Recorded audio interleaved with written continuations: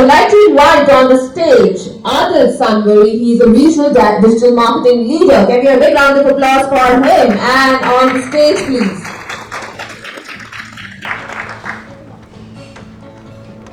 Our second speaker is Mr. PK Gupta. He's a global CTO and APJ pre-sales lead, Global Alliance Pre-sales Dell Technologies. Can we have a big round of applause for him? Can we have a big round of applause after tea, I think. Once again, can we have a big round of applause?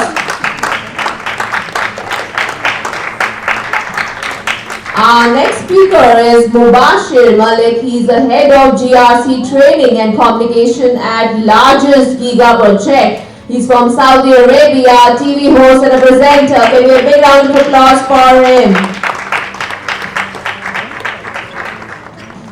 Our next speaker is Leslie Beckman. She's the founder and fractional CMO, the Eco Marketing Project. Can we have a big round of applause for her? And we have a speaker, Gabriela Viridiana. She is a senior marketing manager. Can we have a big round of applause for her?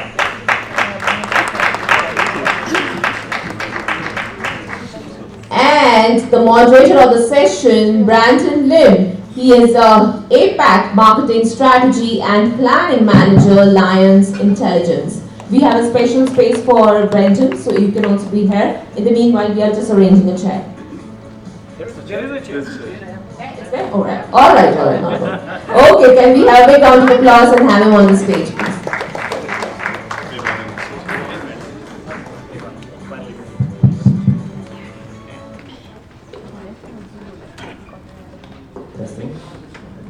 All right, thanks for the introduction, Nikali. So I think we'll just get straight into it. Thanks everyone for coming. So this session we're going to be addressing the increasing importance of transparency, ethical data use, and trust building in marketing as global privacy regulations tightens. So we'll be exploring strategies for aligning with data protection laws while still delivering personalized, relevant experiences. So we will look into achieving a balance between innovation in marketing as well as respecting user rights, thus building a trusted brand reputation in a privacy-conscious market.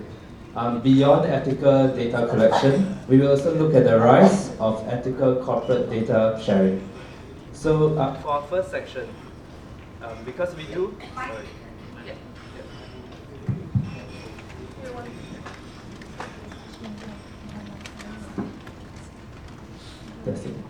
Yeah, so we do have a bigger panel today. So I have a few selected questions, so I will just go one by one. So for our first section, we'll be looking at the marketing shift in the privacy first era. So maybe we'll start with PK. So as a marketing leader, what's been the most significant impact of rising privacy regulations on your marketing strategy? Okay. I think it's still good morning before it's 12, so I can say good morning everyone. It's really nice to be part of this panel. I would say, Dell being a $100 billion company, brand is very, very important for us. And that's where marketing strategy is key to everything we do, or we follow the privacy by design. Whether it's our software development, we got 8,000 software developers, and especially with so many regulations in last, if you look at 20 years, 10,000 plus regulations, and off late there have been a lot more in Singapore, PDPA, India has just released a draft, and before that GDPR and CCPA and all those. So, and we operate in 180 countries, so it's very important for us to have the right strategy, and it's a TCR is what we follow: transparency, control, and respect, which is very important for any marketing company, because the trust is the key for us from our customers. And we do millions of transactions in a month, so trust is very important. We follow that. Especially with AI coming in, it becomes more, comes the responsible AI or ethical AI becomes a key component of our strategy. We have a Dell Privacy Center through which we give control to our customers so that they can really manage their preferences, what they are comfortable for us to store the data or what data they want us to delete, because there is a right to be forgotten as per the GDPR regulation. So we give a lot of authority to our esteemed customers, because without customers we don't get paid. We are not a 100 million company, or we don't get our salaries. So customers are important, and marketing strategies are key, especially in the current generative AI era. Yeah, thanks, PK. Yeah, I think a lot of focus has been about the customer first, especially in our strategies. Maybe for our next question, what challenges do you face in balancing compliance with these regulations while still driving measurable business outcomes? Maybe I'll go to Leslie for this. Thank you. I love this question because, I mean, there's such a great opportunity, but also quite a few challenges. And as PK mentioned, quite a lot of countries. If you're managing more than one, then you've got lots of different laws and regulations to manage across, particularly if you're running a global campaign.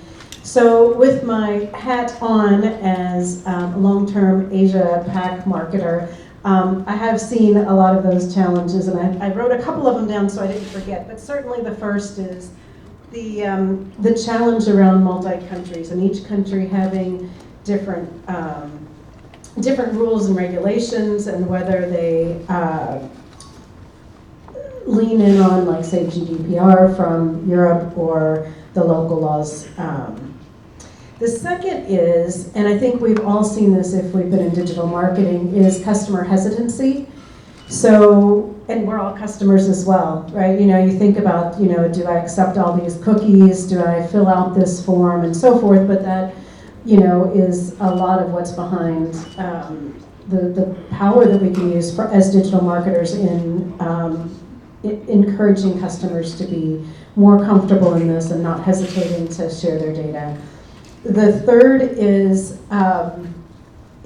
it's a reality, is the internal delays. So when you're working with data collection, it's not just the marketing department and the power that we take forward, but you're also working with legal and compliance and waiting for their approvals and their reviews and their thoughts on how you should do your job the best. And staying within the company as further internal situations, managing, even though we're talking about external and customer data, it's really the pressures that we get internally, right? We get sales pressures, you know, I need more leads, I need you to use all these different technologies, I need you to go and get this data, whether, you know, it fits the alignment of our company or not. The trade-off of how it might affect our ROI, in limiting the way that we collect data and to follow regulations. And lastly, which it just happens, and it's worth mentioning, is individuals within the organization that will go around the regulations. So if anybody's managed BDR teams in different countries, that always happens because they're trying to meet their own goals. And my favorite is Lucia, which in my last company was not approved with our GDPR standards, but in certain companies was very common to use it in data collection for BDRs. And we were constantly, like, the IT department was involved in continually turning off licenses for that.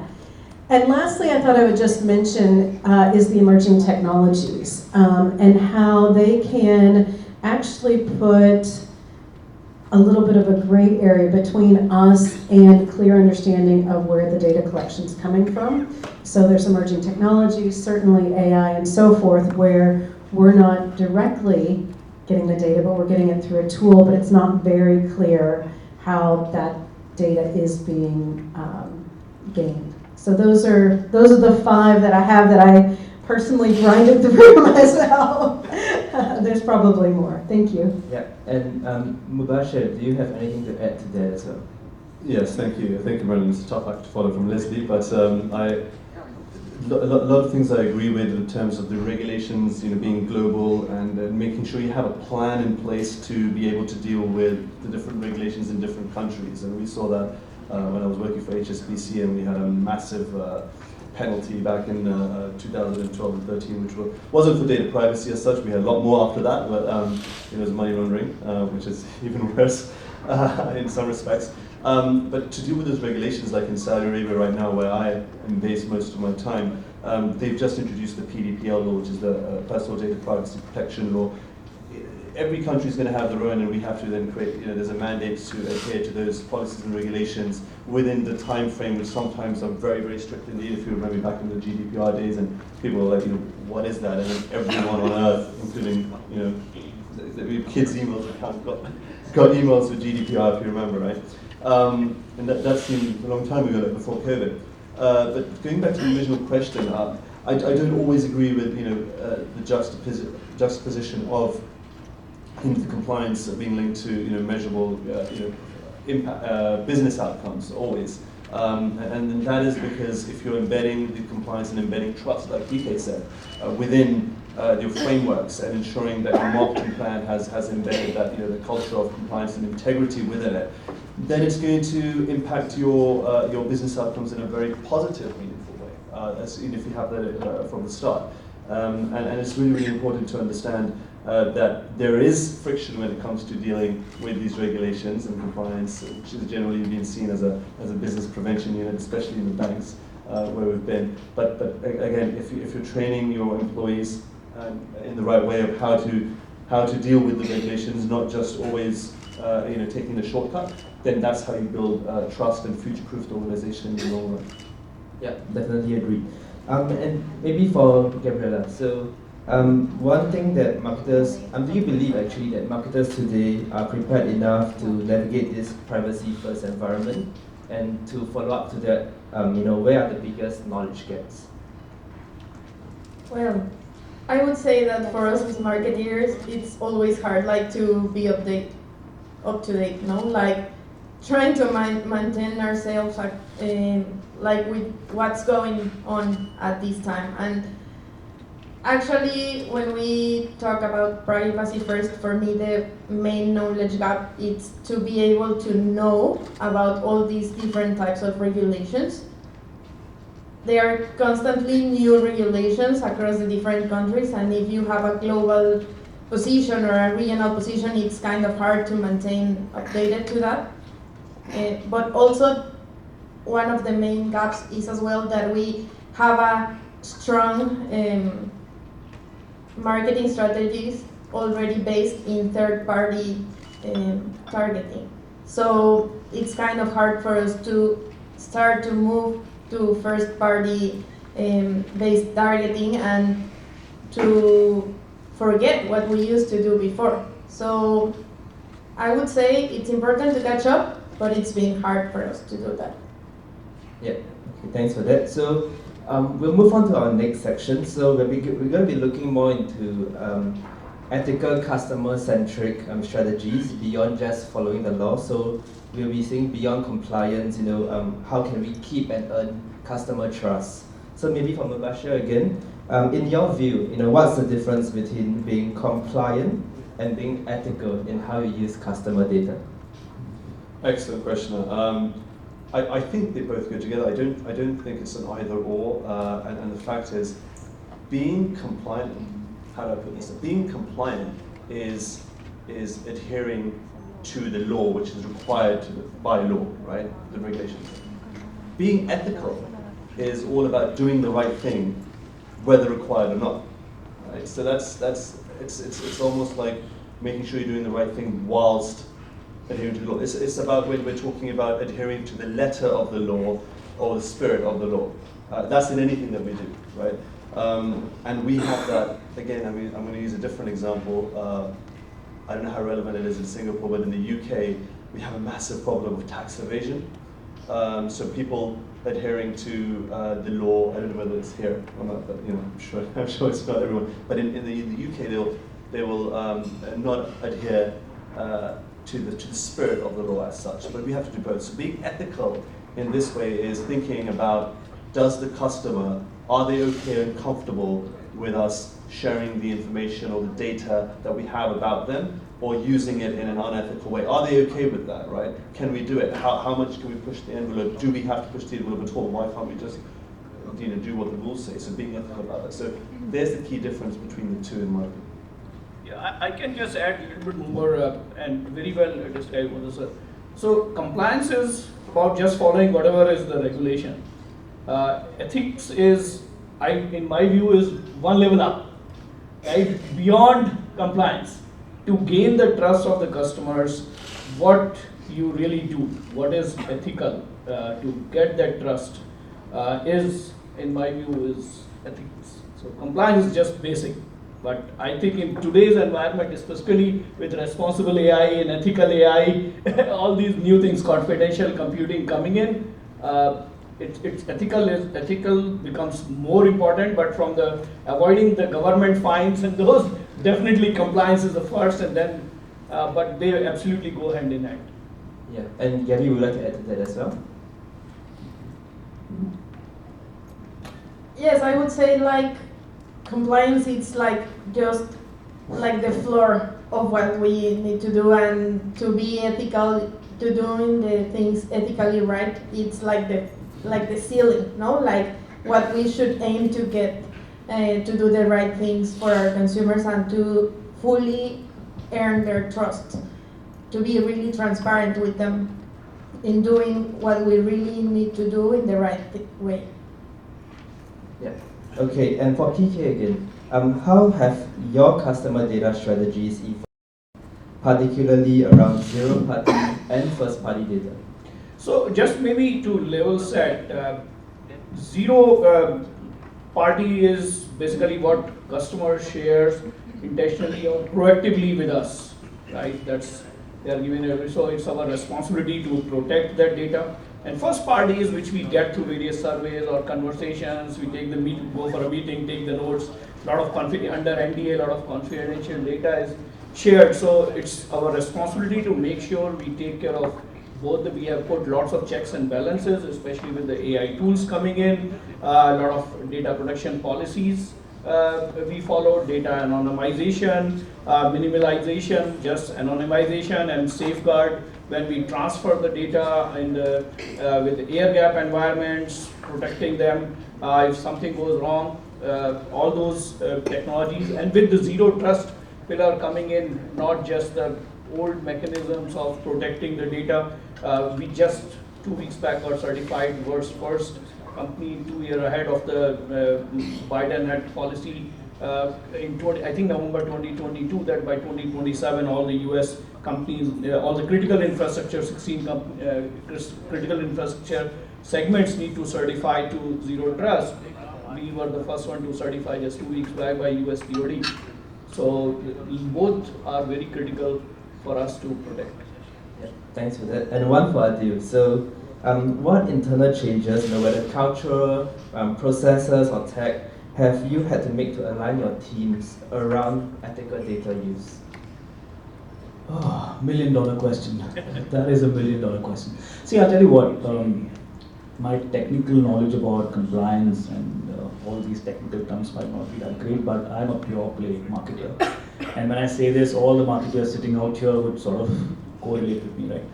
I look at it from a perspective where there are three major things that needs to be done. Number one is process, number two is collaboration, and number three is accountability. It is a game of these three things and nothing else, right? Process, in my view, is the easiest thing to do, right? I was doing a course from Boston University where they use this term called fashionistas. Fashionistas are brands that are first up and running to buy things for themselves, right? There's AI tool, I want to buy this. There's that tool, I want to buy that, right? But they don't know how to run that tool, or they don't. It's basically about buying a Ferrari, but you don't have a driver to drive it. So process is as same as that, right? You'll buy the process, you understand the process, you will sort of make sure that the entire organization knows the process is, right? The most difficult part, number two and number three, which is collaboration and accountability, where 90%, I'm sorry if you guys disagree, but 90% of the organizations fail. Either global organizations, small level organizations, right, or mid-level organizations.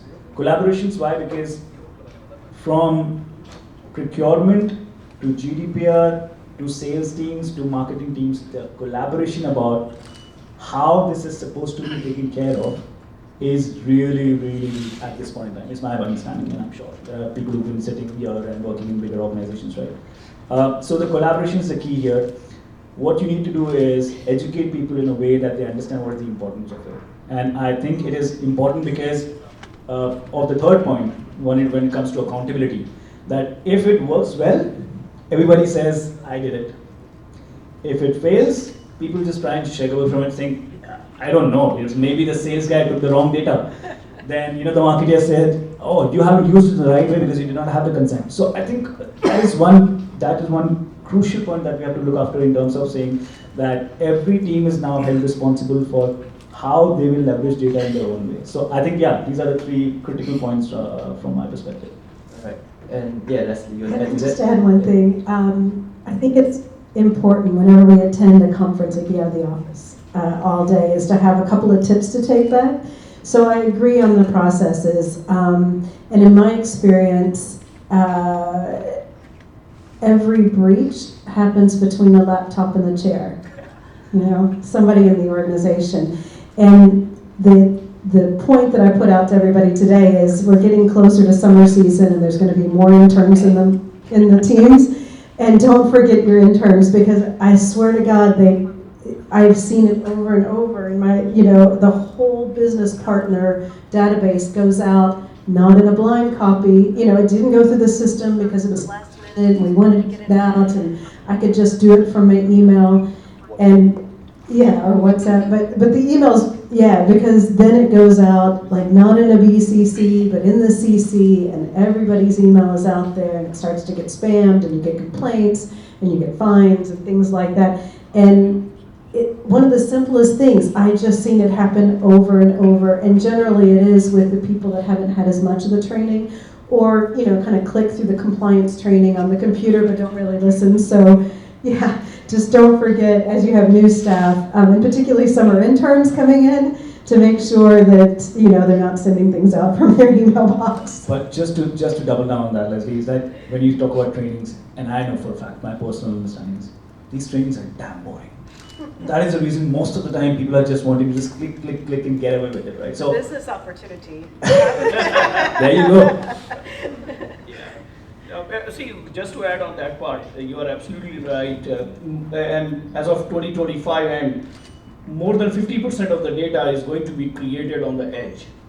And these days, in our world, we are using a lot of the word edge AI. And all from our mobiles or laptops, as you rightly said, that's where most of the data is being created. And as we travel, it becomes more important. Hackers are there to tap anything, especially from the Wi-Fi in the public places and all that. So more and more data will be created. Like at the end of this year, 2025, 181 zettabyte data is going to be created, which is huge.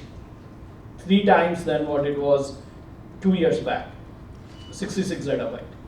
So be careful, whatever you are doing, every click is being monitored. In the morning presentation was very good from Tuhain, that how new technologies are coming up, and all these new technologies are available to good guys and bad guys at the same time.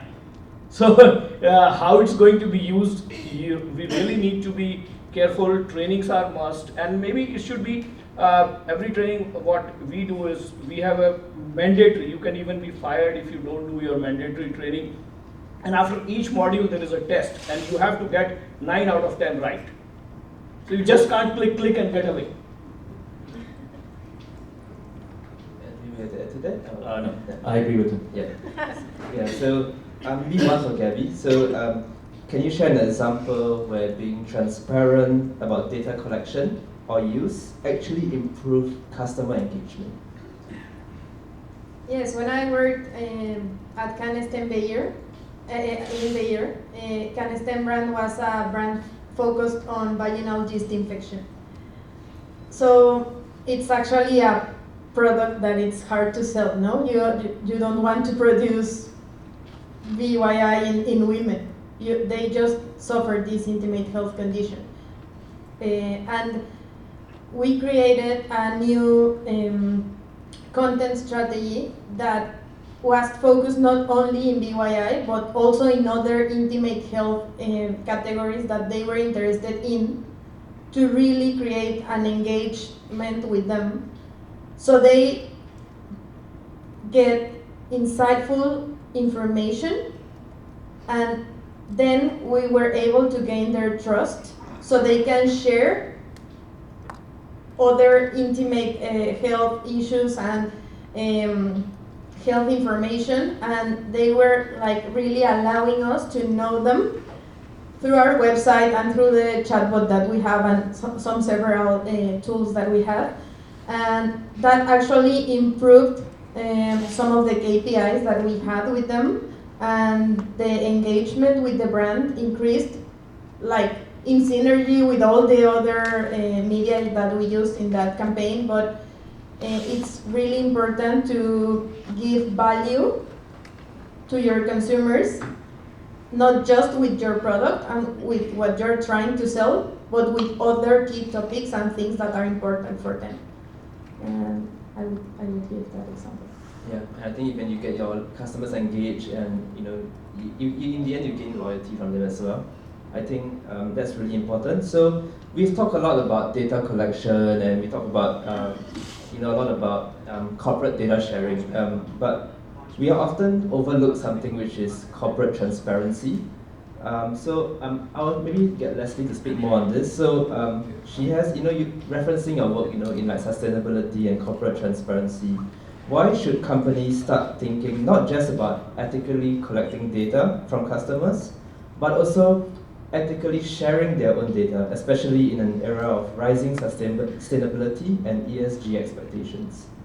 Yeah, well, I think we can all personally think of any relationship we have and understand the saying that trust is a two-way street, right? Putting my eco-marketing hat on, I really feel that the internal operations, which comes a lot in the sustainability report, the supply chain, and the carbon impact of the products and so forth, things that are outside of what a traditional finance report would be, are becoming more common and more expected to be reported like our finance data. Now, some of the issues are similar to what we're talking about. Customer data is how do you get that data, how are you collecting it, how authentic are you sharing it, and so forth. So I think that there's a really clear alignment in this, like, well, if you're doing this with your own data, why would I share my data with you? Versus if you're a trusted brand in the types of work that you do. And so I'm going to reiterate the transparency piece because everybody's talked about how that does bring trust, how sharing the story also is, and when it comes to, in the case of sustainability reporting, it is the supply chain, it is all of the operations and so forth, and how it affects people and the planet as well as the profits in the economy. How that's collected and shared. And there's frameworks that can be used, just like on the data collection, right? There's things like GRI and different standards boards that people can use to verify their data. From the marketing perspective, though, I think the thing that's interesting is communicating that journey as well. And there's some storytelling in that, but in a very authentic way. We can all look at somebody like Patagonia that was built from the ground up as a sustainable company and say, well, I'm not there, so I don't want to talk about it at all, or I want to kind of make my brand seem like that. But really, customers, as we said, they're online, to be transparent at how the data collected for the sustainability report, the supply chain, what's in that, and to be really clear on how that was collected and so forth using the reporting structure. But then also the marketing team can jump in, because once you have this very authentic data, there's a wonderful story there that can strengthen your brand, and being able to utilize that. But because we're talking about data collection, it has to be done up front. And we've seen a lot of cases, nobody wants to greenwash. Where that comes is, again, this difference between ethics is when there was like, well, there's the law, but we kind of sort of said this and misled the consumer. Nobody wants to greenwash, but that happens, so don't mislead the consumer. But actually use the data that's in these impact reports to strengthen the brand, to tell the story of a fuller company to the audience, and engage them. And when there are issues, whether it's a breach in how you use the data or a breach in how you reported something on your impact report, being very transparent on that and sharing that with your audience and following that up with what you're going to do. So I think that it's difficult, but it just adds to that transparency component of what we're talking about today. Definitely agree on that.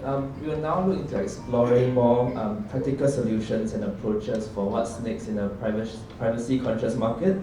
So maybe for Adil, this one for you. So what are the most effective strategies you've found to deliver personalized, relevant experiences without compromising on customer privacy? See, I think effectiveness is very subjective, right? It depends on brand to brand about what you actually want to do. So I would not say what works for one doesn't work for the other, or vice versa. I can talk about my experiences. There is a direct way of data collection and indirect way of data collection, right? So direct way is the normal way where we think about zero-party or first-party data, and then we use it the way we want to use it. Whether or not I need an emailer, but you will still send it to me because I have said yes to it, right? So that is a direct way which I think the world does it. The indirect way of looking at it is, and I'm sure most of you know about it, somehow or the other, and I'll take examples of two great companies that does it like really well, and all of us know them, like Netflix and Spotify, right? They don't do any direct data collection. You're not giving them your name, unless you want to give it. But they give you suggestions on the basis of what you're listening or what you're watching, right? And unlike a travel company, for example, which will force down things to buy, they don't do that. They will only give you things that you want to hear by yourself, right? By your own choice, and you would want to watch by your own choice. So I think, again, that's worked really. And of course, it depends on the nature of the business as well. But I think if some of the ways that we've also looked at in my time during the consumer durable industry that I work with is about mostly giving people their choice about what they want to sort of, the information that they want to give to you. Rather than forcing down their throat about you give us your name and your phone number and your email ID, we would also look at people who've given their consent in terms of what they liked on the website, what is the kind of product that they liked on the website, what are the kind of features that they want to know more about, and we would send them information which is related to only specifically that particular thing and nothing else. So I think that is one thing that's really worked for us, but as I said, effective is again subjective. It could be different from different person, but I would in the end just say that give that upper hand to the customer or the consumer rather than thinking first about the organization and what you will do with that data. And for PK, looking ahead, what privacy-enhancing technologies, partnerships, or frameworks do you think will define the next era of ethical marketing? Great, good. So I will start from the first word I use, TCR, transparency, control, and respect, which Adil, you just said it, right? Give them a clear view of first what you are collecting and how it is being used to gain their trust. Be open. So data privacy, information governance, and because you are expert in that, you have been doing it and speaking around the world. So that part is very important, first thing. And the second one is, I talked about data minimalization. Store only things what you need. A lot of times the data is just stored, and Leslie, you were talking about the data breaches, and all the data goes, and it's in the dark web. So make sure that's stored, and there are technologies to do that. And then you transmit it over the wire, safeguard that. So we use all the new AI ML based techniques which are available. Security is becoming more and more critical, cyber security, which is very important for any customer, any company. How do I make sure whatever I'm keeping for marketing, cross marketing is also illegal actually, like Taiwan and all. If you remember, one of the finance company was fined because they were marketing using their sister concern's data to cross-sell the insurance. in various countries, laws don't apply. So that goes back to again the learnings. Marketing needs to know what should we doing, what we should not be doing. These days, yesterday I was surprised. In EU, actually, it's already there that you cannot send mail, marketing mail, or even if it is like they are your customer, to invite them to the event, you cannot just send emails to them. What surprised me yesterday night, we have an event coming up very soon, global event in US, and we were going to invite the customers. So from my marketing team, they sent me the mail to be sent to my CXOs. And as soon as I pulled it up, and the customer is based in Germany, and I was sending mail from Singapore, it said as soon as I pulled out that OFT file and put the name, it said you cannot send this mail, this is beyond the office hours of this customer. So these things are going to that level which marketing team needs to be aware of. So a lot of new things, if you are not aware of as a marketer, you will miss out. And that's my suggestion, to learn every day, keep yourself updated, what's happening, that will make you an excellent marketer. Yeah, and I agree, and it's such a diverse audience in APAC, and there's so many cultural nuances that we have to take note of. So maybe one thing for Gabby, if you had one piece of advice to give other marketing leaders in this room, navigating this privacy-first world that we've been talking about, what would that be? I would say that we should not forget that we are consumers, even though if we love our brands, and we are ambitious and we try to get a lot of information to understand our consumers. Please treat your consumers' data the way you would like your data to be treated, I would say. That, if you keep that in mind, I think it would be great. Yeah, and anyone would like to add to that as well? Yeah, I think everyone's been spot on today, and I think if you keep your ethics as your North Star and keep on following that, then you can't go wrong. And as I said, if you embed ethics and that culture of ethics and integrity throughout all your marketing campaigns, and ensuring that, like Gabby said, with the fair and ethical data usage, then it's going to be the most important or a weapon in your marketing campaign. And I love what PK just said. No one would like an email at 2 a.m, unless you're traveling, of course. But it is you have to embed that culture of ethics in everything you do, and then you'll be a winner. Yeah, and then just to add, if I say one word, trust. See, marketing function is, in my view, very, very critical function in any organization. How do you make sure that you help company gain the trust of your organization? And that's the responsibility of this room, people to make sure that trust is part of the core strategy, and you are helping companies to gain the market share. Yeah, and I know we're running out a bit of time, so maybe to add on to what you mentioned about trust, maybe we'll go around the panel for our last question. So in maybe 1 or 2 sentences, what's your North Star when it comes to building trust through marketing in 2025 and beyond? North Star for marketing. I think I'll sort of repeat what Gabi said. It's about think of what you would like to consume as a consumer or a customer, and then market it accordingly, rather than just throwing. Because I know marketing is a very critical, I would say, a part of the organization, but most of the organizations are taking back marketing budgets, right? So if there are no budgets for marketing, marketing doesn't have a role to play, and then marketing is to be blamed for all of it. I don't think it's pretty fair. So yeah, if you want marketing to be on it, then give them a seat on the table in order to sort of tell you how things can be done overall. So from Dell perspective, I would say 13 years in a row we have been the most ethical company in the world. We won that again a few months back for this year. So ethics is very important, whether somebody is watching you or nobody is watching you.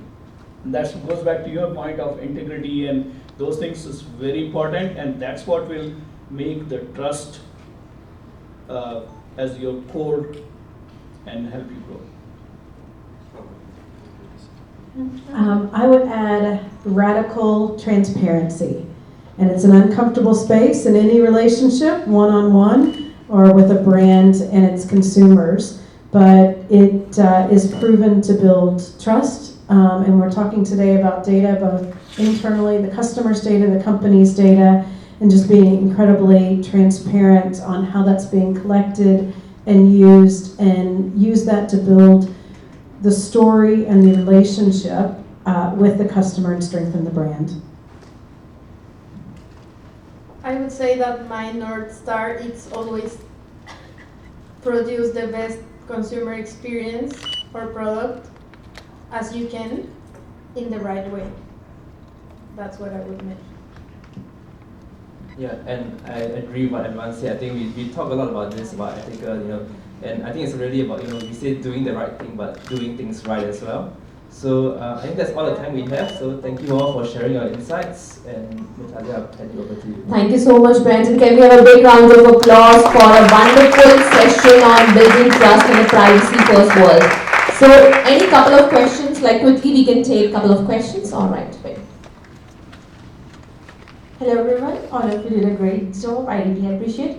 Just wanted to know, we are talking about privacy first world. So I have noticed these things in a few times while we discuss something in our homes or we want to buy something or any product, it is start coming on our phone like in the form of ads or anything. I was really shocked about it, that how things are happening. Is this come in the way of ethical marketing? Is it even possible? Or our privacy is being compromised, I think, by this way. I want comments from your side. Thank you. Okay, Anyway. I'll try to answer that question. I think the moment you are, you asked, first of all, you asked whether it's possible. Absolutely possible. This is actually literally happening as we speak, right?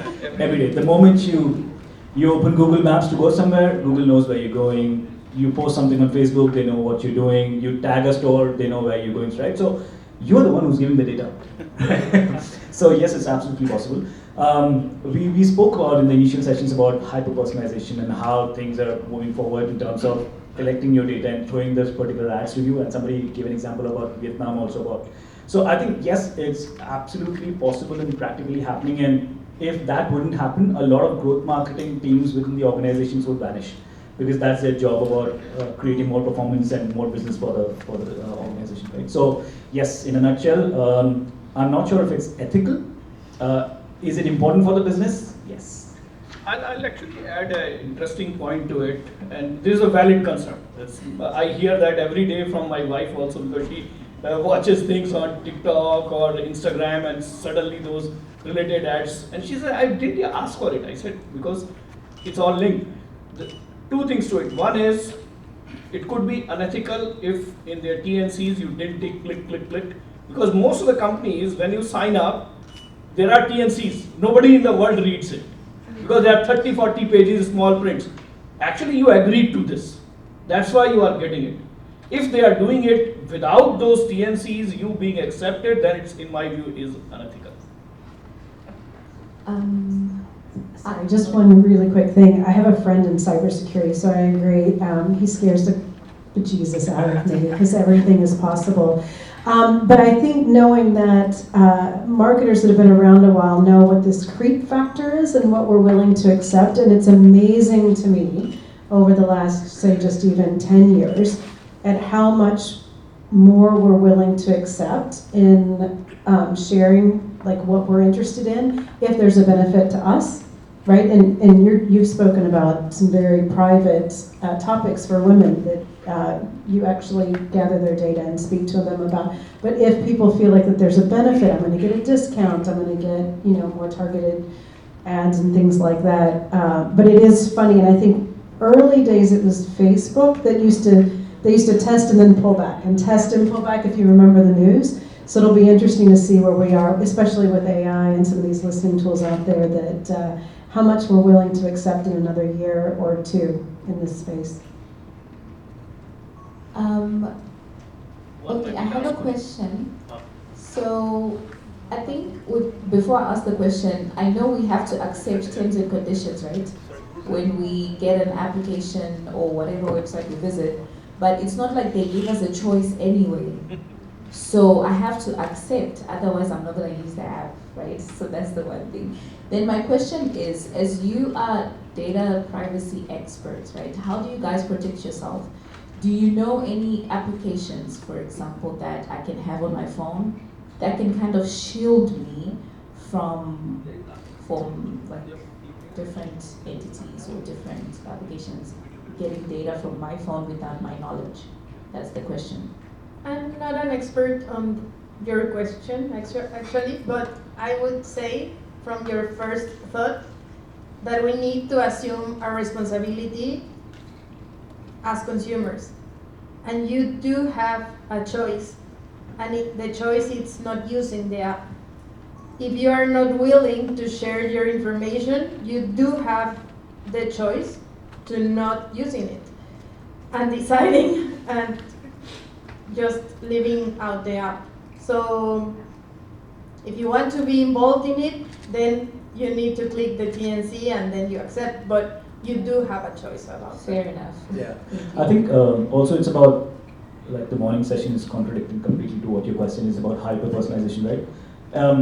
It's also with us about FOMO.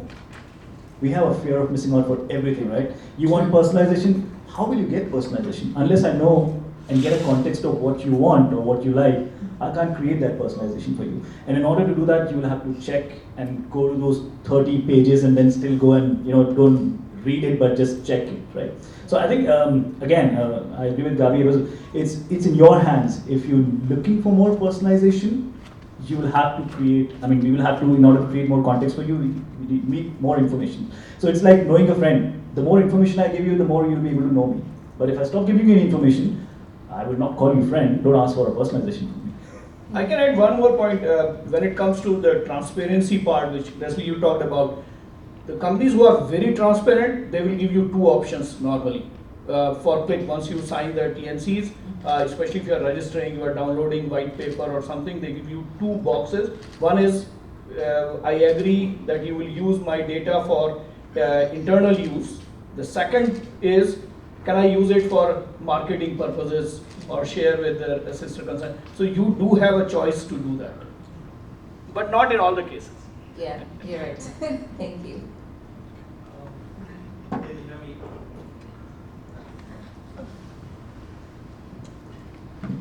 Hi, I've been for last 3 decades in the software industry, SaaS world. All of you use software and you all accept terms and conditions as you rightly said. I want to throw one responsibility back on the panel. You said you all are talking about building trust in a privacy first world, the next era of ethical marketing. I have never seen any company come out and talk to their customers and actually explain to them what have they accepted. We don't do it because we have an ulterior motive of doing more business. As a matter of fact, these terms and conditions are getting more and more innovative. Legal angles are coming in and making it more and more convoluted for the customers. And as you rightly said, Mr. Gupta, all of us just accept it. None of us read it, right? Because it's impossible. I'll give you a small example. That font size is such that you will never be able to read it. So we are talking of ethical marketing, but trust me, the underlying issue is that we all want to do business. We are not running NGOs, right? But none of us, and I put this ownership on you marketing professionals, why don't you come up with a webinar to your customers explaining to them what those TNCs are? The amount of equity and brand mileage that you will get for what you've done, and as you rightly said, there's FOMO, nobody will go back. Nobody will go back and unclick it. But you will get a lot of mileage that you really went out of the way to explain what the customers have accepted. We don't do it. I can guarantee you, you go back and look at any software agreement, see how it keeps getting evolved, and we keep accepting it. And what's getting evolved? It's putting more and more ownership on the customer and less on the company. So I think we need to take ownership of, rather than just discussing this, on how do we make it better. I'm I'm 100% sure if any company does this act of going and coaching their existing customers, they will probably get more customers. So, yeah. I mean, I completely agree with you. But in order to create a webinar for this, the discussion with my legal team will go for another year. so, yeah, I know I don't have an answer to the question, quite honestly, but only thing that I know being in, and as you said, right, we're not NGOs and we're businesses, right? So for me to go back to my legal team and say, I want to do this, and they'll be like, do you want to resign tomorrow? Or so I'm sorry, just jokes about it, yeah. No, what I would say, so we have tried to attempt that, and that's why we created, we have a data privacy officer, and we have created a privacy center where customers can come, ask any questions on the contracts or whatever, or the data which was collected, whether they want it to be shared or they want to have a right to be forgotten. So there are attempts companies are doing.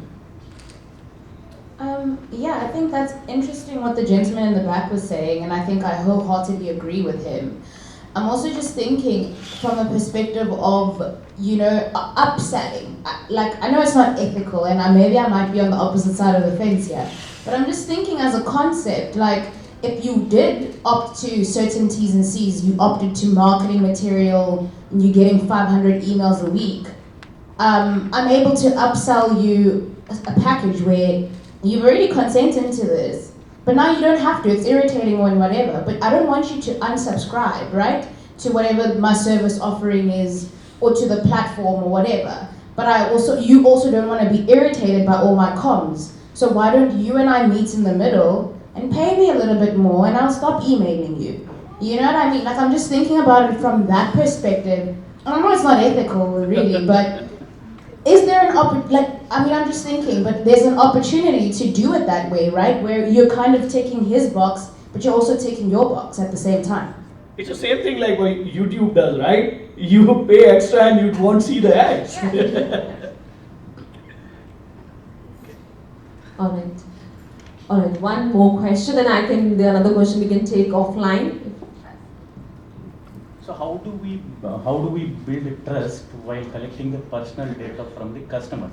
Since in Ramoji Film City, where I had gone, so there are thousands of visitors coming in and day out, like your Universal Studios, along with our hotels also. So how do we build? So what is your answer on this?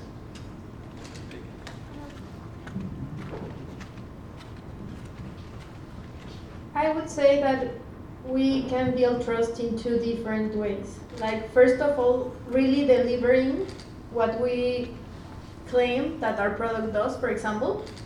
Now, if it has a fast relief or a great flavor or something like that, then we need to deliver that good product experience or service experience that will build trust with your consumer. And then in the TNCs, and then we should be like really clear on which is the real information that we really need.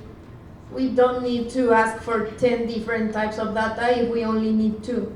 As marketeers, our responsibility is to be able to select what we really need and what would be like ideally to get, but not just trying to collect a lot of information.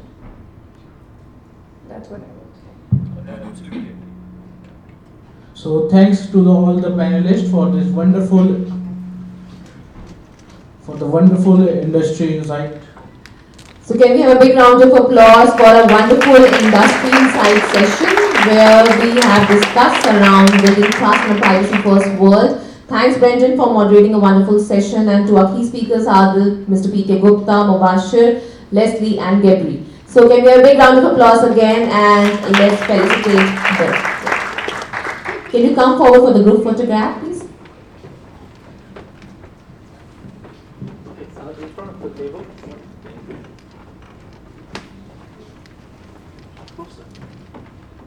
Okay, great. Everyone here, 2 more. 1 more. 2 more. And video.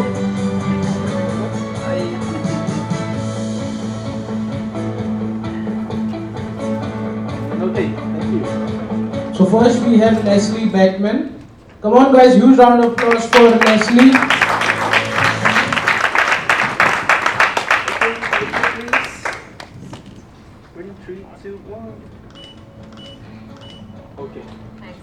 Next we have Gabriela Hernandez. Come on guys, huge round of applause for Gabriela.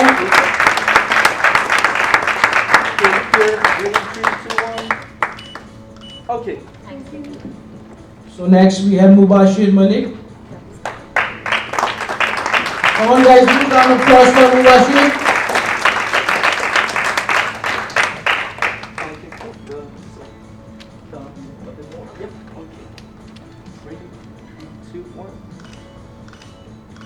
Okay. Thank you. Next we have PK Gupta. Come on guys, huge round of applause for PK Gupta.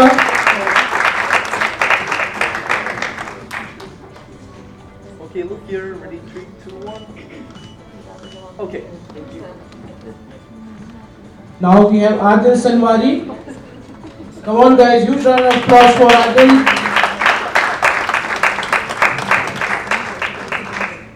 A little bit. Yep. Okay.